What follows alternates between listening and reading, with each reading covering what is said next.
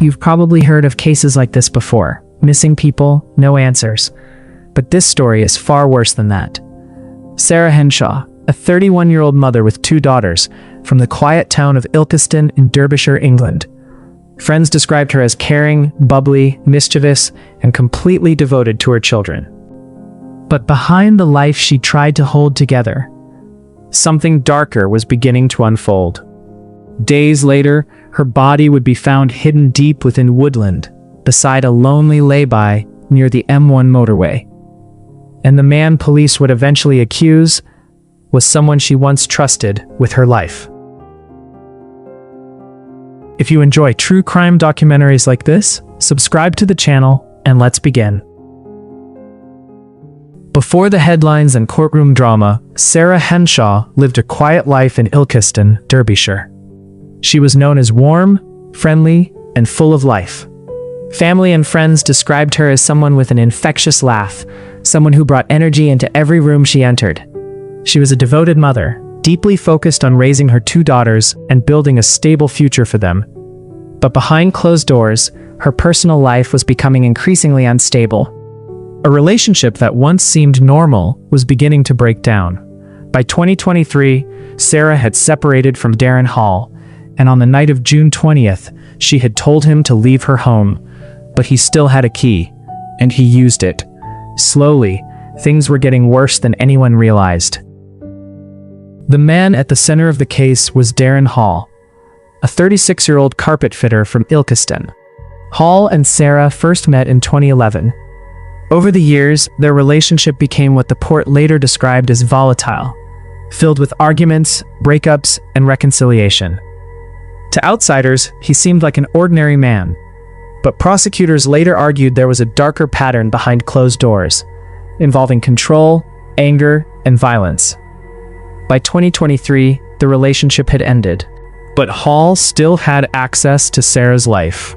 Most importantly, he still had a key to her home, despite being asked to return it. And that key would become central to what happened next.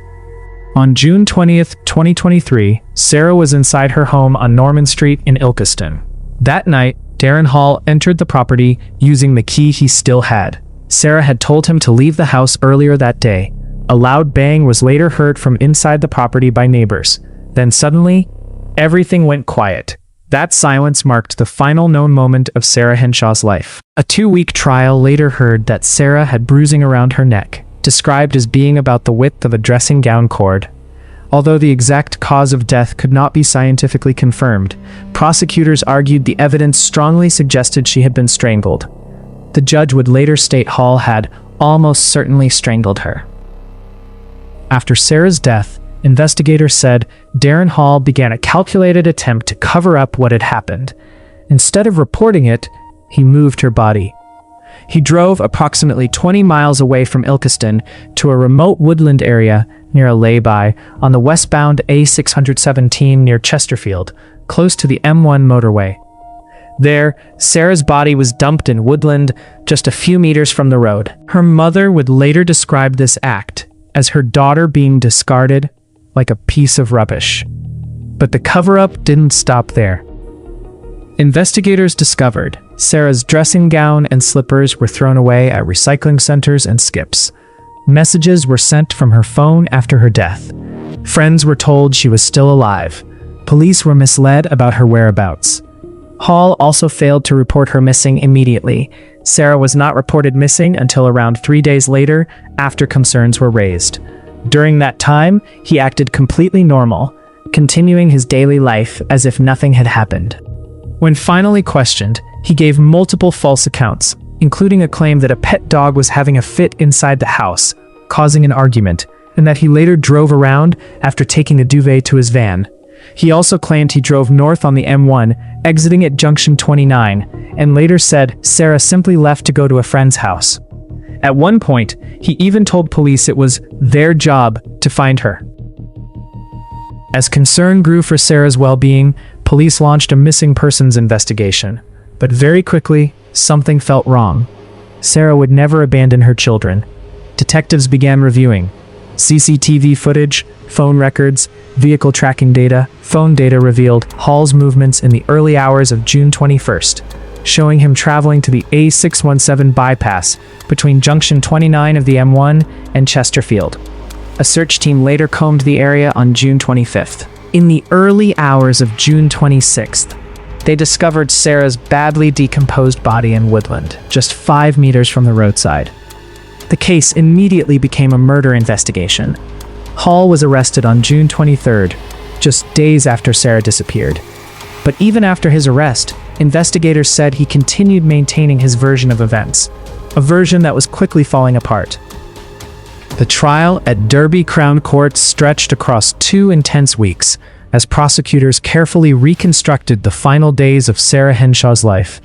Inside the packed courtroom, jurors listened to emotional testimony, examined phone records, CCTV evidence, and forensic details that slowly revealed what investigators believed truly happened behind closed doors on the night Sarah died. Darren Hall admitted moving Sarah's body, but he denied murder. He claimed Sarah had fallen down the stairs during an argument and that he panicked afterward.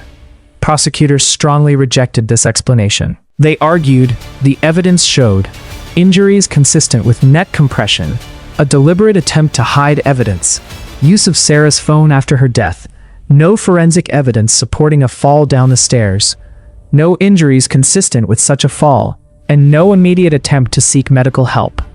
During sentencing, the judge overseeing the case, Mr. Justice Goss, addressed Hall directly. He described Sarah as loud, outgoing, and fun-loving, with an infectious laugh. He added that Hall had maintained the fiction that he had not harmed her. The judge also stated he was satisfied there had been earlier violence in the relationship, and he concluded that Hall had almost certainly strangled her. After hearing all the evidence, the jury reached a verdict: guilty of murder. Darren Hall was sentenced to life imprisonment with a minimum term of 17 years. He appeared via video link from HMP Nottingham, visibly trembling during sentencing. The judge told him, "The harm you have done and the suffering you have caused can never be undone by any sentence of this court." For Sarah's family, the verdict brought justice, but not healing.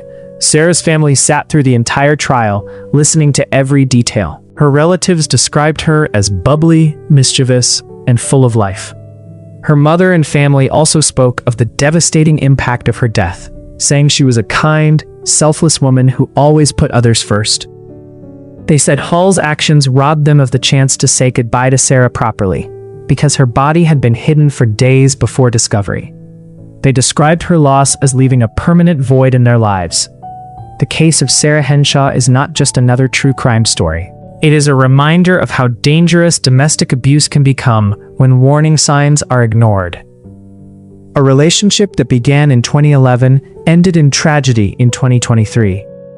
A mother's life was taken inside her own home, and her final resting place was a quiet woodland beside a motorway lay-by. Because sometimes, the most terrifying crimes don't happen in darkness. They happen in ordinary homes, behind closed doors, with people who were once trusted the most. Some stories fade with time, but others leave behind silence that never truly disappears.